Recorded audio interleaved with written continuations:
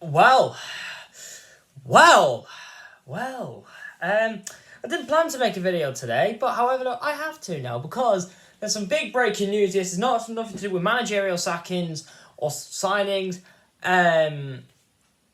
It's something to do with football fans, and yes, of course, it's nothing to do with the Bolton-Wigan game that happened in August. Of course, I've just seen a post just then about 12 men been arrested. Obviously, 7 from Bolton, I think, and then 7 from Bolton and 5 from Wigan got arrested following the Bolton-Wigan game that happened earlier in the season. But however, the big breaking news is about the game that's happening right now in the Conference League, as of course, obviously, right now, of course, Aston Villa, they are playing Legia Warsaw in the Conference League, but however, it's nothing to do with Villa fans. It's actually to do with the Legia Warsaw fans.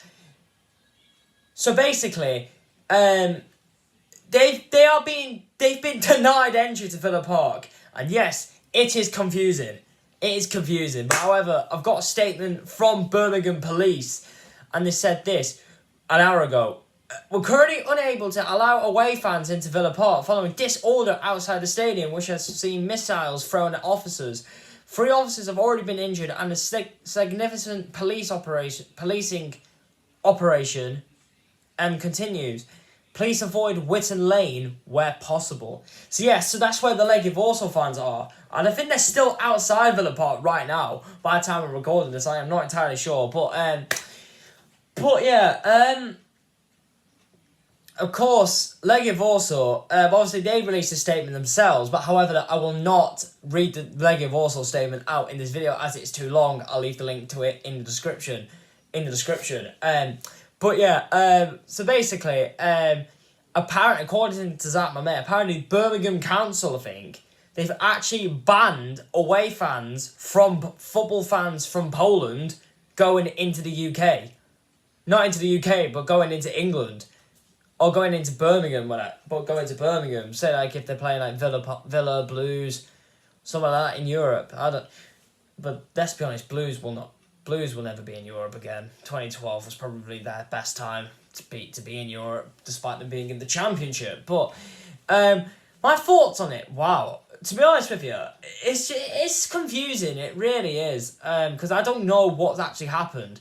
So. Obviously, this just kind of reminded me a bit of England-Germany in before Euro 2000, or before the England-Germany game in Euro 2000 in Shamrock. When England won 1-0, thanks to Alan Shearer's goal, that thankfully ended England's hoodoo against them, because we hadn't beaten them in the major tournament since 66. But we still yet hadn't won a knockout game against them since the World Cup final before, obviously, Euro 2020. But, however, England fans back then in Euro 2000, or especially in the late 90s, say like, I think in Euro 92 we had a few scraps in Sweden. Obviously, Euro 96, we didn't have that many scraps that much, apart the Scotland game, I think, where obviously fans got arrested. Especially 2 Scottish fans, by the way. They got arrested at the train station in London, which was absolutely funny. If you haven't checked all them videos out, just type up Euro 96 fans, England, Scotland, then you'll find it. But when it's England, Germany, it always goes down as hell for the police, because we all know with the big rivalry with England and Germany, both sets of fans can meet up somewhere and absolutely kick off.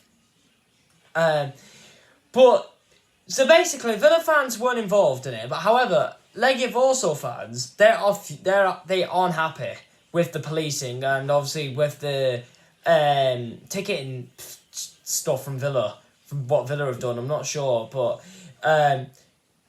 yeah, it is really weird, because like I've never seen stuff like that happen before in a club European game, not in like the Euros, but like if you look at it, right, especially from an English point of view, thank God we're not involved, because otherwise we'll get a bad name on ourselves. However, I think Legia Warsaw fans and kind of putting a bad name on themselves. But however, so if you don't know what's happened, so basically, Legia Warsaw fans, I think they got allocated 2,000, I think. 2,000 fans, I think. But however, Aston Villa, an hour before kickoff, so around 7 o'clock, they changed Legia Warsaw's allocation to 1,000, which absolutely fueled the Legia Warsaw fans. But however, the Birmingham Council, according to my mate, had banned away fans from Poland entering Birmingham or something like that.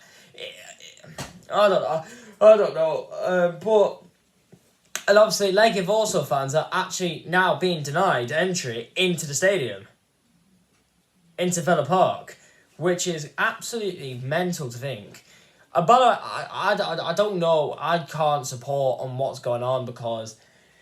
And obviously, so basically, I think in one of the stands where the Villa fans were, so basically the Legia Warsaw fans were not throwing. So basically, some of the Legia Warsaw fans were walking, and then the Villa fans were giving it big, and they threw I think they were bricks, not bricks, but I don't know what they're called, but yeah, they threw and they were like, "Way!" and that, and then who are you, and that,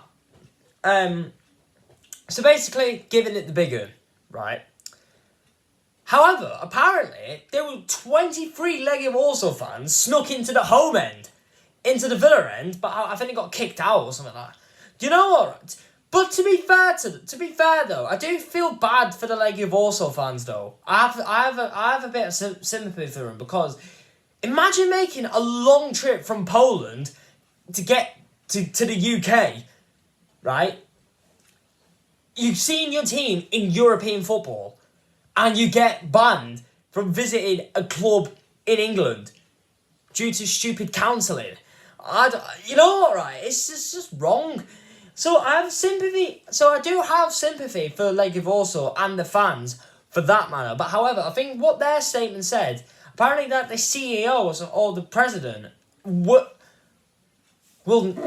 has not made the game himself. So there's no representatives of Legia Warsaw anywhere. Not even in the ground. There's not even no fans, no representatives from the club in the ground, which is absolutely mental.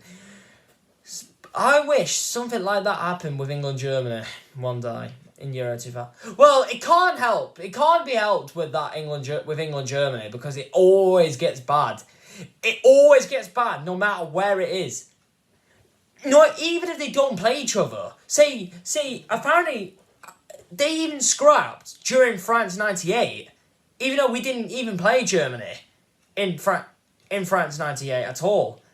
So technically, it's weird. But however,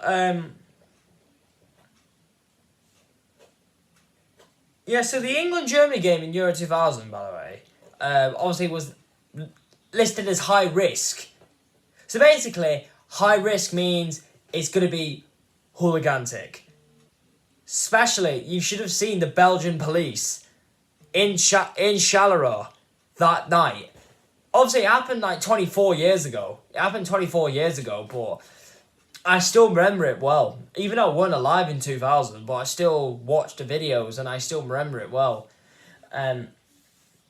Obviously, but yeah, I'm not going to get into too much about that in detail, but maybe I'll talk about hooliganism and when England if England get Germany in the Euros next year, I'll have to talk about the problems I have with the rivalry with England and Germany, with England against Germany. But yeah, hope you guys do enjoy this quick video. Smash the like, subscribe. Thank you for watching. Love, peace, and seconds.